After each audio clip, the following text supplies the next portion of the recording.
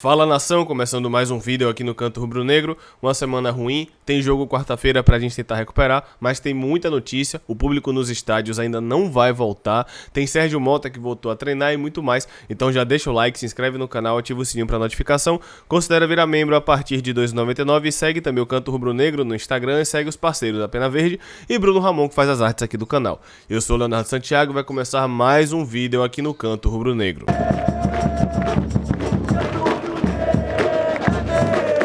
Começando por duas notícias de sexta-feira. Paulo Isidoro, técnico do Sub-20, foi demitido e ele comunicou que não faz parte mais do clube por conta de uma decisão da diretoria. O Sub-20 que perdeu a final do Baiano para a Sardinha, tomou 4-2 na ida, empatou no Barradão 1-1 na volta, acabou perdendo o título. Paulo Isidoro foi demitido por conta, obviamente, dos resultados. Lembrando que Paulo Isidoro saiu do Sub-13 do Bahia para comandar o Sub-20 do Vitória esse ano e já não faz mais parte do clube. É claro que a gente tem que separar o Paulo Isidoro jogador do Paulo Isidoro treinador.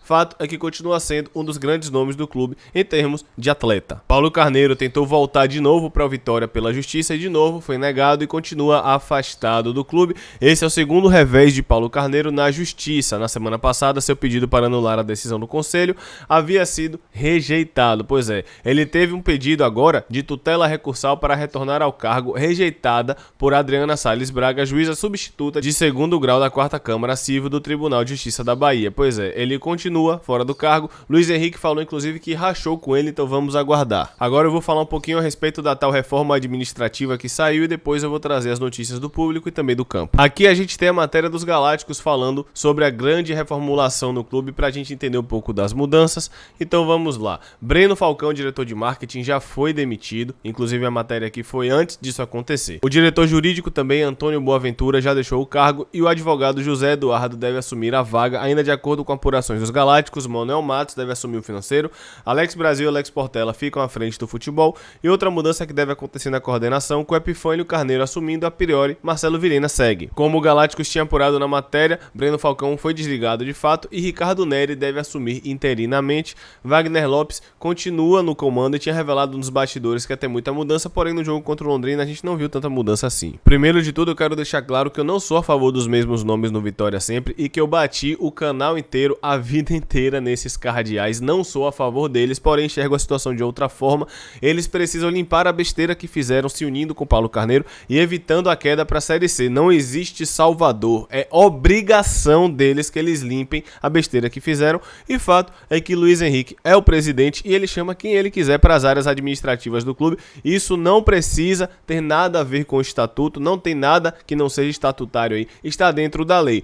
Pode não ser o que a gente quer, pode não ser o que a gente é a favor de fato, eu concordo com isso, mas é o que dá pra fazer agora. Repito, eu não estou dizendo que eles são a salvação, mas é a obrigação deles salvarem a Vitória da Série C, não importa como, porque eles são tão culpados quanto Paulo Carneiro. Afinal de contas a gente sabe que a Liga do Bem tinha Manuel, Ademar, Portela, Paulo Carneiro e tantos outros nomes que estão rodando Vitória desde que eu me entendo por gente. Não é uma questão de gostar, é questão de entender que neste exato momento, enquanto a Frente Vitória Popular ainda não recolheu o número suficiente de assinaturas para convocar um AGE, infelizmente a gente tem que engolir seco e torcer para que esses caras pelo menos consertem a besteira que fizeram e depois na eleição a gente tenha noção de que eles foram tão responsáveis quanto por tudo que a gente está vivendo desde 2019. Inclusive Falcão foi presidente em 2014 porque Portela colocou lá, Ademar estava com a vitória do torcedor. Tem muita coisa mal contada nessa história que eu pretendo trazer aqui com calma. Fato é que eu não gosto deles, mas infelizmente agora é hora de recuar, de engolir seco e de deixar que eles consertem a besteira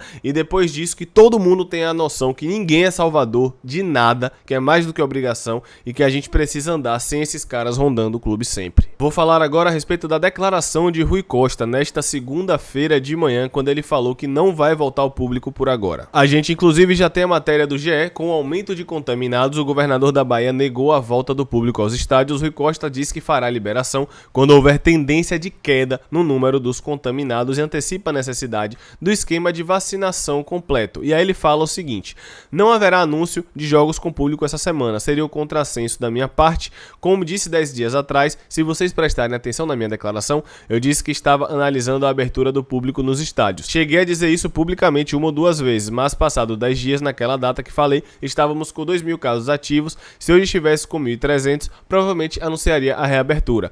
Como agora nós temos 2.700, seria um contrassenso anunciar a abertura de público, e ainda deu mais detalhes. Rui Costa também adiantou de antemão que aqui não vai funcionar como nos outros estados, que pode acessar através de ter tomado uma dose e ter feito exame. Para ele, só vai ter acesso ao estádio com as 2 doses, caso contrário não vai ter como ter acesso aos jogos de futebol. Também deixou claro que espera dar a notícia da reabertura daqui a 10 a 15 dias, caso os números caiam. E você, o que é que você acha disso tudo? Eu não poderia ir de qualquer forma porque eu só tomei uma dose, mas eu acho que com as 2 doses sim dá para controlar. Claro, entre aspas, porque eu sempre falo aqui que os protocolos são ilusórios, a grande maioria deles ninguém vai seguir, mas todo mundo com as 2 doses e com 30% do estádio pode ser sim que de fato a gente consiga voltar. E aí vai ter o argumento da galera que é a favor, falando de isonomia, que tem um bocado de gente jogando com o público e a gente não. Pois é, mas isso é uma questão que vai além da CBF, é uma questão do estado e da prefeitura. E você, o que é que você acha? Deixa aqui nos comentários, tá? Falando agora do extracampo, com salários atrasados, Raul Prata admitiu dificuldade e cobrou reação na luta contra o Z4. A gente vem convivendo com isso faz um tempo.